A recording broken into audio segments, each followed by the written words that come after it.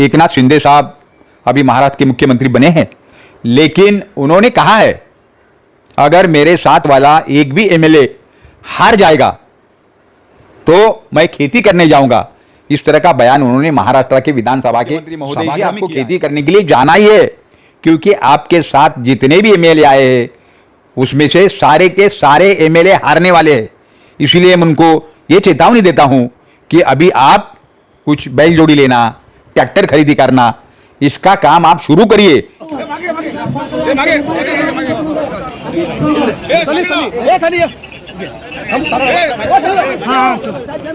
Hello अफसर, मैं करता हूँ, मैं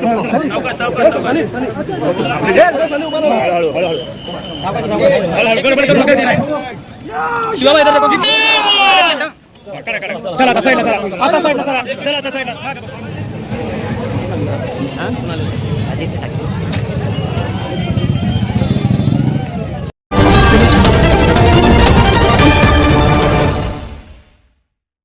हमारे heart of Mumbai news channel को सब्सक्राइब करें और बेल आइकन दबाना ना भूलें। नमस्कार, आदाब दोस्तों, मैं Imran Mohammad Shaikh, heart of Mumbai news से।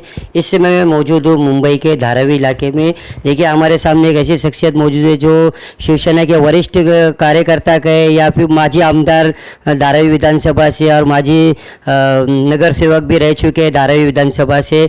आज काफ़ी सालों से ये धारावी बचाओ आंदोलन पे भी काम कर रहे हैं।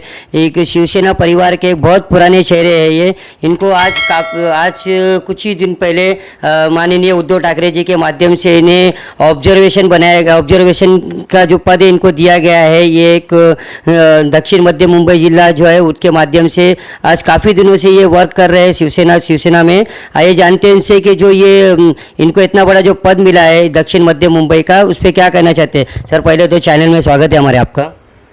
Thank you.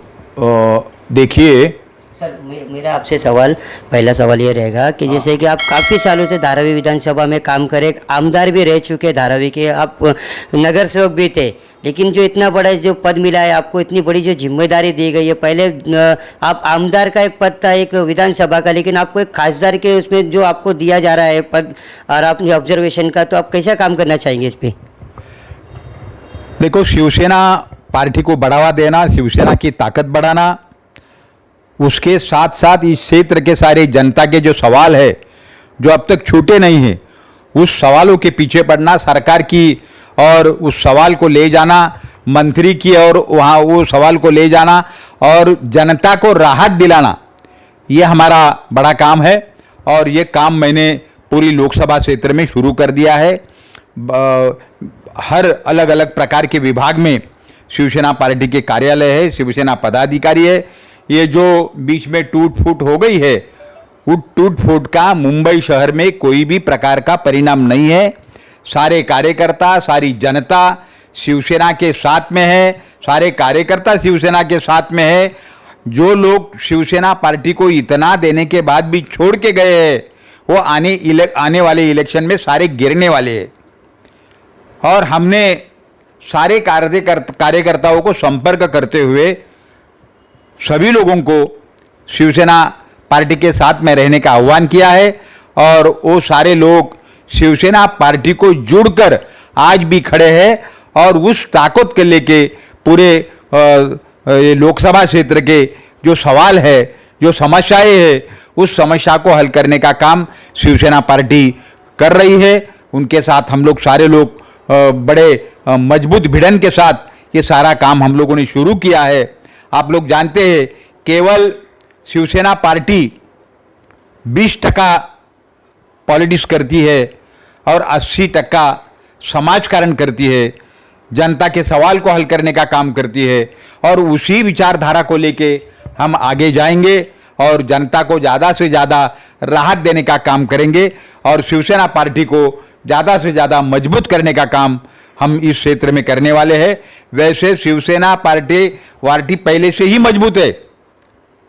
लोग तो आते हैं जाते हैं, लेकिन शिवसेना एक विचारधारा है और विचारधारा से जुड़े हुए लाखों लोग आज मुंबई में या महाराष्ट्र में शिवसेना के साथ में है।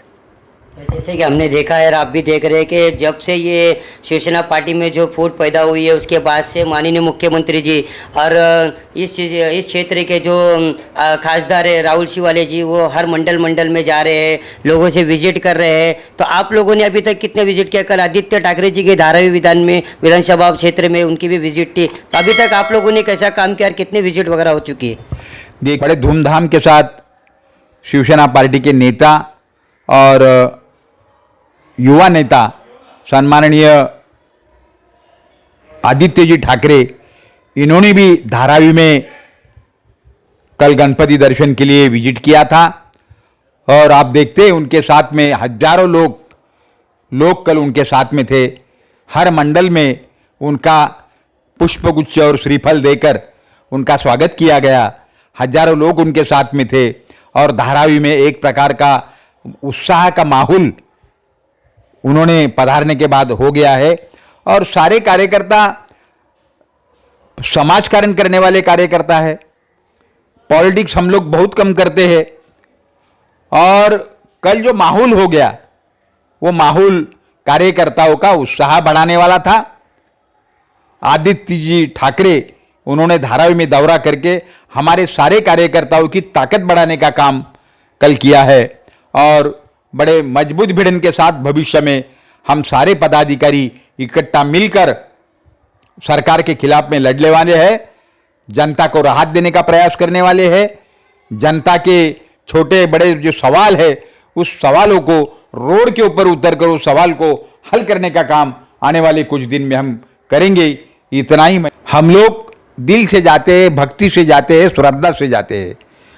और वो लोग जो गए हैं उनके पैर की जमीन अब खिसक गई है और इलेक्शन में उनको बहुत बड़े पराजय का सामना करना पड़ेगा, हारने का सामना करना पड़ेगा। इसके कारण वो मंडल में जा रहे, पैसे का बंटवारा कर रहे हैं और लोगों को बिकट लेने का प्रयास उनका है। लेकिन वो लोग धारावी में या कोई भी क्षेत्र में कामयाब नहीं हो सकते हैं। जनता उद्धव जी ठाकरे के साथ में है, जनता शिवसेना पार्टी के साथ में है। और अगर वो लोग बोलते हैं कि हमारी शिवसेना सच्ची है, हम शिव सैनिक है, तो फिर वो लोग कोर्ट में ये मांग क्यों कर रहे हैं कि धनुष्य बाण को आप खत्म कर दो, धनुष्य बाण को जमा कर दो, धनुष्य बाण खत्म करो। अरे तुम शिवसेना के सच्चे हो ना, बाला साहब ठाकरे जी की विचारधारा को मानते हो ना, तुम कहते हो ना कि तुम्हारी शिवसेना पार्टी हमारी ही पार्टी सच्ची पार्टी है। अगर आप इस तरह का बोलते हो तो कोर्ट में सुप्रीम कोर्ट ने आपको पूछा, क्या पूछा? अगर तुम शिवसेना पार्टी को सच्ची शिवसेना पार्टी को आप मानते हो, हमारी ही पार्टी सच्ची पार्टी है, इस तरह का अगर आपका विचारधारा है, तो फिर आप धनुष्य बाण को जमा करने की बात क्यों कर रहे हो? तब सुप्रीम कोर्ट में ये लोग जरा भी जवाब नहीं दे पाए, चुप बैठना पड़ा उनको। इसमें ही उन्होंने स्पष्ट कर दिया है कि वो लोग डुप्लीकेट शिवसेना वाले हैं और उद्धव जी ठाकरे जी की शिवसेना है वही सच्ची शिवसेना है। जहां पर ठाकरे परिवार रहेगा वही शिवसेना पार्टी सच्ची पार्टी रहेगी। यह लोगों की विचारधारा है, ये लोगों की भावना है और उस भावना को लेकर हम लोग पूरे महाराष्ट्र में फिर से नए विचारधारा के साथ हम लोग काम कर रहे हैं और उस विचारधारा को घर घर में पहुंचाने का हम काम करने वाले हैं। सर, मेरा आपसे पर्सनल सवाल, जैसे कि हर वक्त कभी ना जब जैसे हवा चलती है लोग वैसे रुख बदलते हैं, जैसे अभी हुआ है महाराष्ट्र में जो फेरबदल हुआ इतना बड़ा है। आप इतने सालों से राजनीतिक में हो, कोई नया चेहरा उन लोगों को मिल नहीं रहा है और जैसे कि आप आमदार लड़ चुके हैं, तो आपने कभी सोचा नहीं कि चलो अभी आज यहाँ पे जो मुख्यमंत्री बने उनके साथ में मैं सिंधे गुट में जुड़ जाऊँ, या फिर कैसा आपने अपने ऊपर सोचा है? देखिए, विचारधारा का व्याभिचार हम लोग करते नहीं हैं। जो बाजारू दलाल लोग हैं वो लोग आज इधर कल उधर इस तरह का पार्टी बदलते रहते हैं, उसे हमें कोई लेना देना नहीं है। और मैं आपको फिर से बोलना चाहता हूं, देखिए एकनाथ शिंदे साहब अभी महाराष्ट्र के मुख्यमंत्री बने हैं, लेकिन उन्होंने कहा है अगर मेरे साथ वाला एक भी एमएलए हार जाएगा तो मैं खेती करने जाऊंगा। इस तरह का बयान उन्होंने महाराष्ट्र के विधानसभा के सभागृह में किया है। तो मेरा उनको कहना है कि आपको खेती करने के लिए, मुख्यमंत्री महोदय जी, आपको खेती करने के लिए जाना ही है, क्योंकि आपके साथ जितने भी एमएलए आए हैं उसमें से सारे के सारे एमएलए हारने वाले हैं। इसीलिए मैं उनको ये चेतावनी देता हूं कि अभी आप कुछ बैल जोड़ी लेना, ट्रैक्टर खरीदी करना, इसका काम आप शुरू करिए, क्योंकि आपको खेती करने के लिए जाना ही है आने वाले कुछ दिन में। अगर आप आप शब्द के पक्के हैं, जैसा बोलते हो ऐसा बर्ताव करते हो, तो आपको खेती करने के लिए जाना है और आपके सारे लोग हारने वाले हैं। ये आपको बड़े दावे के साथ मैं कहना चाहता हूँ। सर, काम तो शुरू हो गया, पद भी मिल गया आपको, तो अभी आपका कैसा वर्क शुरू हो रहा है? अभी आपने कितना % अभी तक काम कर लिया अपने क्षेत्र में? देखिए, मुझे दक्षिण मध्य मुंबई क्षेत्र का लोकसभा का ऑब्जर्वर करके मुझे चुना हुआ है और मैं पूरे क्षेत्र में जा रहा हूँ। हर विभाग में जाकर वहाँ के शाखा प्रमुख को मिल रहा हूँ, वहाँ के कार्यकर्ताओं को मिल रहा हूँ। कुछ जगह गया हूँ, कुछ जगह अभी जाना नहीं हुआ है। ये गणपति उत्सव है, उसके कारण सारी गड़बड़ी है।